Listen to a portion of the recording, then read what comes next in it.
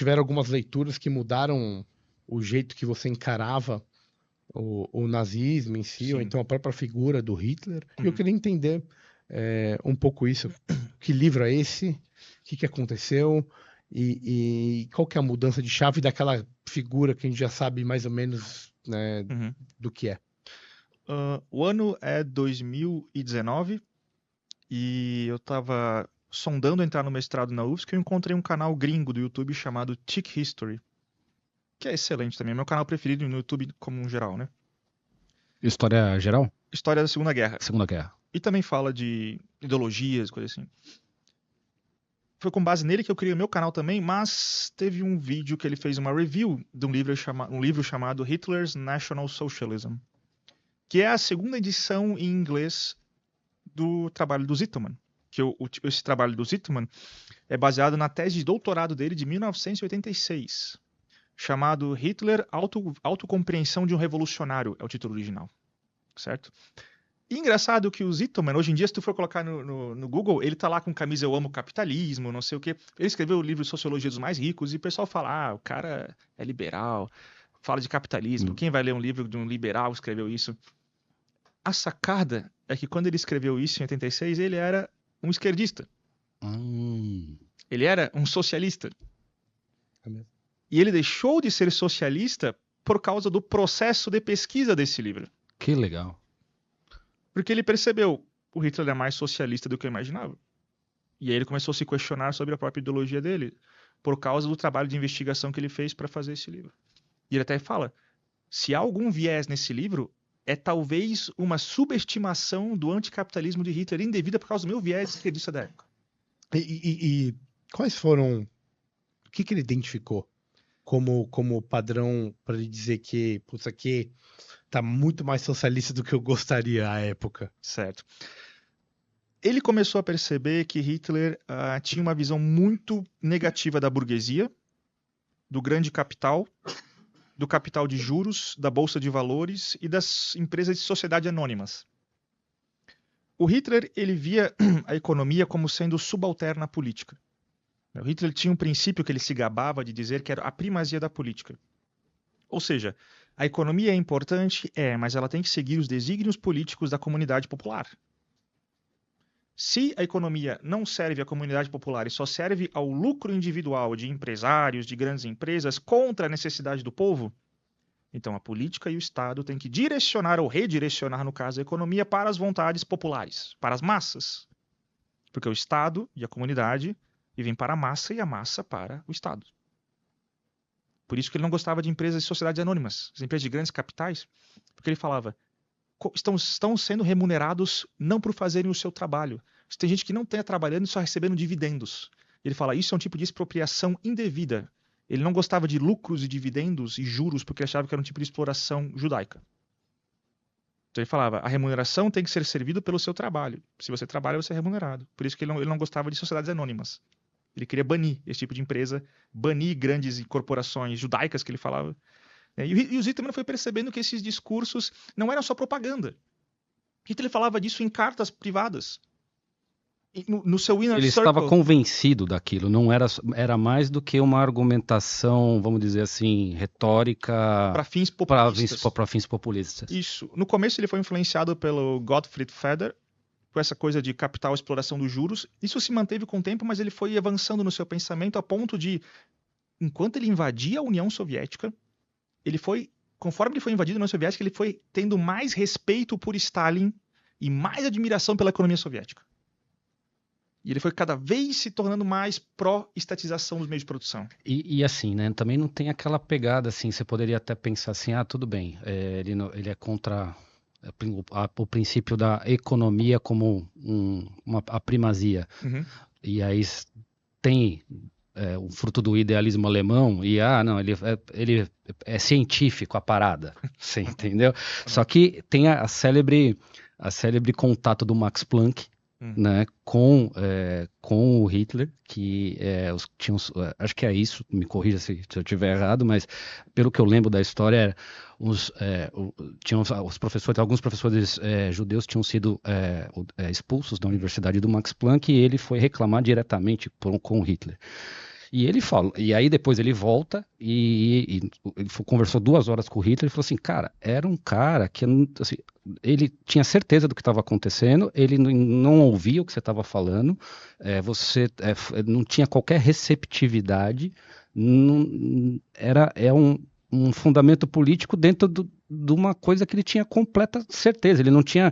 Aqui, nesse momento, e aí esse é um pouco da ideia, acabou a possibilidade de política, acabou a possibilidade de você ter uma cultura, porque o cara, ele não tem o diálogo, não tem a comunicação, então acabou qualquer possibilidade de ciência dentro do governo social-democrata, né?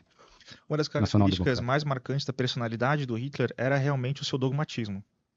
Quando ele se convencia de algo e ele se gabava de criar uma ideologia própria, uma visão de mundo própria, ele foi criando ela para si mesmo, ele se tornou tão convencido dela que se tornou uma fé inabalável. Ele foi capaz de angariar o poder que ele conseguiu e levar a Alemanha no desastre que foi a Segunda Guerra, justamente porque ele tinha certeza que a própria providência, que para ele eram as leis cósmicas do universo, estavam a seu favor. E da raça ariana. Ele só aceitava divergências quando ele via um fim pragmático naquilo, para não atrapalhar algum objetivo. Para frente, ele jamais permitiria dissidências dentro do movimento, se não fosse por pragmatismo. E a Alemanha, nessa época, era um país de igreja, né?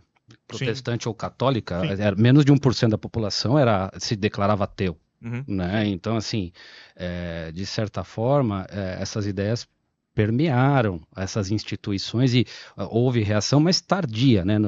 Talvez isso também tenha favorecido e impulsionado o desenvolvimento de uma personalidade, né?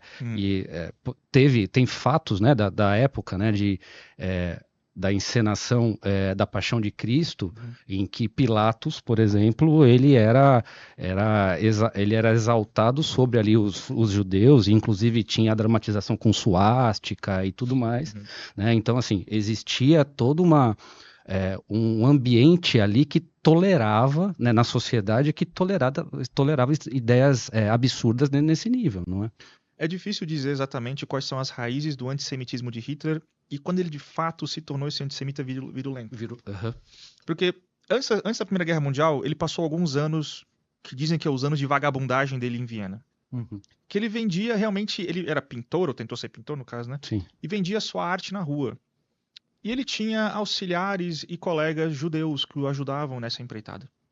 E muitos amigos da época falaram que ele era um cara meio estranho, mas que não notavam o antissemitismo, né, tão fora de linha ou que era tão exemplar ou coisa assim. Não, falaram que era um cara normal, sei lá. Mas algo muda quando ele volta da Primeira Guerra. Não temos registro exatamente de como essa virada se deu. Parece que mais ou menos do dia para a noite, quando a Alemanha perde a guerra, ele vai cada vez mais abruptamente se tornando virulento antissemita.